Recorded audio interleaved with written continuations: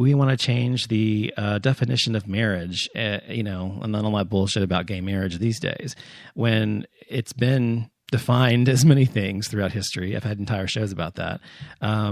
But it's been proven that there were same-sex marriages in Roman society, and that was well before Christianity came about.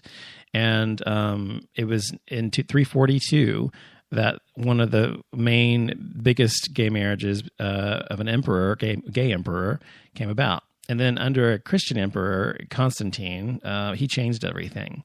And when he came about, became a Christian, converted to Christianity at the end of his life, and rewrote the Bible, he actually condemned homosexuality. So it began to be this taboo thing. And because of the stories in the Bible, and they are stories, they're not true. By the way, they're not real people. I mean, a lot of you people out there believe that they're true, but they're not.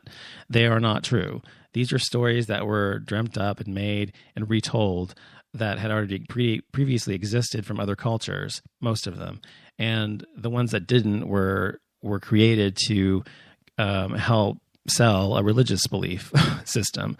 And that's why they existed. And because these things were believed to be true, especially in a time when you didn't have the internet, you didn't have printing, you didn't have books, you couldn't share things the way you can today. Knowledge was not something that was easily accessible in the Stone Age or the Bronze Age, I should say. It was not something that you could just get your hands on unless you were extremely wealthy or an emperor or something like that. Because of that, it was very easy to sell to people who were uneducated, which most people were, and basically just stupid enough to fall for anything somebody told them. They would fall for this story about God and Jesus and all these things that they made up about him in the Bible. And another thing they fell for was about homosexuality, which Christianity, which Constantine put into the Bible, which was not there previously, because he himself did not agree with homosexuality. He decided to change the Bible. Since he was an emperor, he could do what the fuck he wanted. And since the Bible was not widely available, really, his version, when the printing press came about later on and that sort of thing happened, his version was one of the first ones, and of course King James Version, to actually get disseminated to people around the world. So the point is that Christianity has been, unfortunately, the crux of a lot of the fucking bullshit gays have had to contend with throughout history. If it weren't for Christianity being a predominant, it's not the predominant, but it's almost the predominant religion in this world. If it weren't for Christianity having been hijacked by emperors and by kings and by people who had ulterior motives and rewriting the Bible and imparting upon it their own belief system, if those things had not happened, we wouldn't have the problem we have today with homosexuality, generally speaking, because it would not be deemed something aberrant or strange or wrong or evil or whatever the Bible may say about it, or an abomination as people have interpreted it as saying before. These would not be the case if it were not for Christianity. And because we have Christianity, it has fucking drove people fucking nuts. So I wanted to talk about that because it's driven a great deal of violence in this country towards gay people. And I think that, a lot of people don't realize that it's, oh, hey, CDC whistleblower. Sorry, I didn't see you. I don't know who you are, but hey. Thanks for saying hi, and thanks for listening briefly. Let me get a drink. So anyway, what was I saying? So violence has been, unfortunately, the result of a great eons of Christian rule in this world by churches, etc. For example, when, Nazi Germany, for example, which, people often want to say that Hitler was not Christian. Christians always want to distance themselves from Hitler, which I have to say anybody would want to distance themselves from Hitler. The Germans wanted to distance themselves from Hitler because he was German, but he was also a Christian. So the Christians want to do the same thing. But he was a Christian, and I did an entire article on called The Christian Reich. for Moot Magazine a few years ago. It's still online somewhere on mootmagazine.com. And I did this article to part of the article. I proved that he was actually a Christian. I mean, it's proven he was a Christian, and he was believed in Christianity and Catholicism and those sorts of things as well. So it's not disputed really by anybody who has any kind of research on Hitler that he was a Christian. Well, all the atrocities that he committed, go well beyond homosexuals, of course, with Jews and with people of color and women and children and just pretty much everybody. But he also imparted his horror upon gays, and so gays were persecuted in Nazi Germany just as much as everyone else. And before this Christian Hitler emperor or dictator took over Germany, it was like fucking gay in Berlin. It was like the gayest place on earth. And this is proven as well. You can go back and look in history that Berlin was extraordinarily gay friendly before Hitler, right up until that time. There were lots of gay bars. There was, a lot of drag queens and, just like it was very gay friendly, like it is, here now, sort of, generally speaking. So it's like basically West Hollywood in Berlin, but then when he took over, it was oppression, and he oppressed everybody, including gay people. So that's one example of what we've had to endure. Beyond that, of course, he was Christian and believed it was wrong. Okay. And then also we've had to contend, like in the 50s and 60s, with being vilified by Christians as saying that we were all pedophiles, or we were somehow sexual deviants, and we were somehow going to kill their kids or fuck their kids or whatever the fuck it was, when the reality is it has nothing to do with pedophilia. Pedophilia is something completely different and not even remotely aligned with homosexuality. Homosexuality is a sexual orientation. Pedophilia is a disorder of the mind. It has nothing to do, one has nothing to do with the other.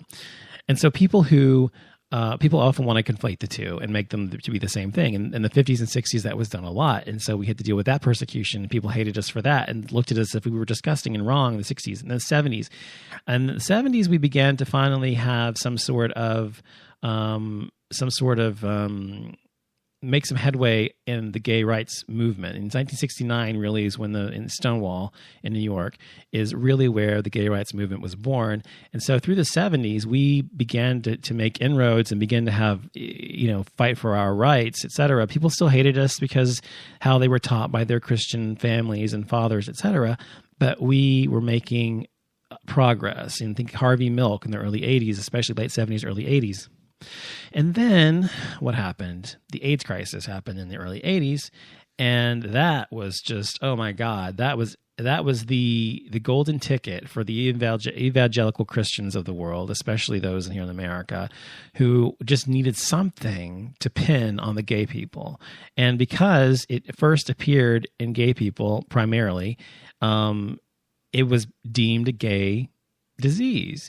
And Christians fucking hated gay people at this point, and they all said that being gay was wrong, etc. And as a result of gay behavior, this was God's punishment for gay people. And people believed this. People believed that was true, and people still believe that that's true to some degree. Idiots, ignorant morons still believe that to some degree, that AIDS is a gay disease. When in the reality is that the biggest group of people getting AIDS today is not gay men, it's heterosexual women. But anyway, my point is that they also vilified gay people for that reason and tried their hardest to make gay people somehow they did make gay people the scapegoat for the AIDS crisis, even though it affected everyone equally eventually to some degree, and everyone's susceptible to AIDS, regardless of what race or religion or sexual orientation you are. You're all susceptible to it. You can all get it easily as the next person. So it isn't. So that was something else. So then we had Ronald Reagan who wouldn't even help during the AIDS crisis because he wouldn't even mention the word until Rock Hudson got it, and until there was a face put on it by him, sort of. So my point is that we have all of these examples of Christians just fucking hating on gay people, and of course today we still have them. We still have people like the Westboro Baptist Church that are the epitome of exactly what an example of what I'm talking about on the show tonight. They are the face of these evil Christians. They are the face of these crazy nutbags who believe so deeply in this religious nonsense that they feel it's acceptable to go to gay men or women's funerals and tell them that they're all evil, going to hell, and fags must die, or whatever the fuck they say on their goddamn signs. And even though they are not as prolific as they once were, they're indicative of a symptom within our culture and in our society, which is that we have this evil in our society, and they are evangelical Christians.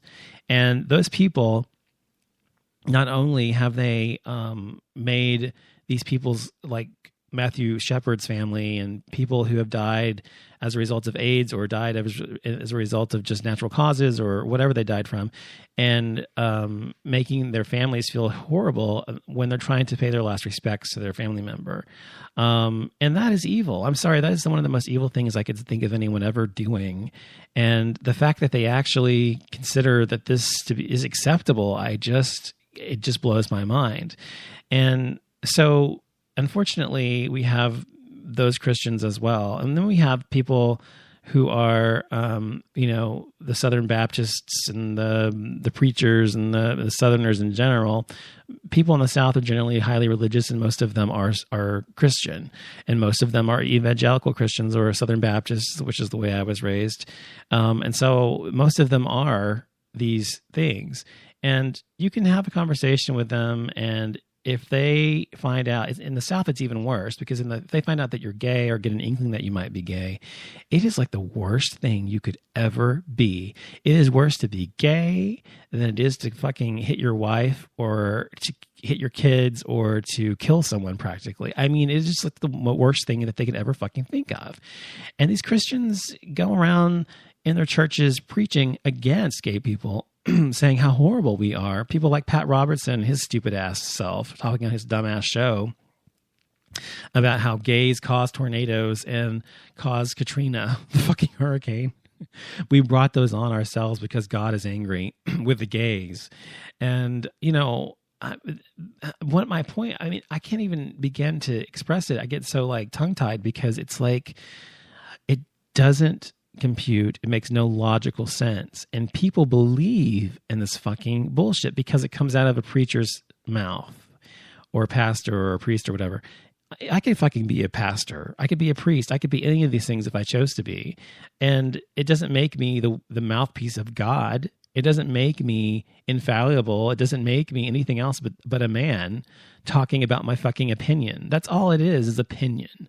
And so when people sit in a church and they listen to their priest or preacher or pastor or whatever, preaching or priesting or whatever the fuck they do, up on the pulpit or whatever, and they take every single fucking word that they say as the word of God or as the truth, all I do in my mind is picture a bunch of sheep dressed up in nice clothing with big hats on, listening to, a shepherd, because essentially they're all followers who can't think for their goddamn selves. And that's how I think about all these fucking Christians. They don't think for themselves. All they are slaves to a book, and they allow all reasoning and all logical thinking to escape their minds in order to believe what they were taught as children. And that's the other thing. Think about other things you're taught as kids. We're taught as kids, even if you're religious, and that's fine, even if you're religious now, to believe in Christianity as being infallible and it's 100% true and blah, blah, blah. When you think about the things you were taught as a kid, you were taught this as a child. Most likely, most Christians were taught as children about Christianity, about Jesus Christ, blah, blah, blah, Mary and all that shit. And they were taught that at the same time they were taught about the Easter Bunny and Santa Claus. And they believe in Christianity, but they don't believe in Santa Claus, and they don't believe in the Easter Bunny anymore, or the Tooth Fairy, or whatever.